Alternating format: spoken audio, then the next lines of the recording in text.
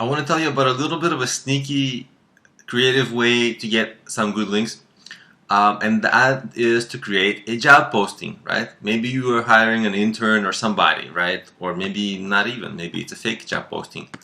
But there are many free sites and some paid sites that allow you to post job openings, right? You know of a lot of them. I'm sure you've used a lot of them.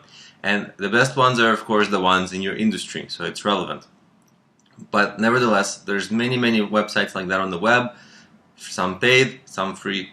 And for your part, you would just create a few fake or real job openings. You know, maybe you want to hire an intern for free. That could be a job opening.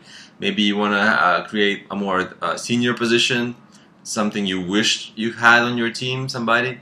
Maybe it's a fake job opening, right? And what you would do is you would make that job posting, and that will come with a link. And essentially, you know, that's link building. You would get that link from that website, which is relatively good, and that's it. And you can do this with a bunch of websites, and that can help your link building. And it's a pretty simple tactic, very easy to do, often is free, and it doesn't take a lot of time.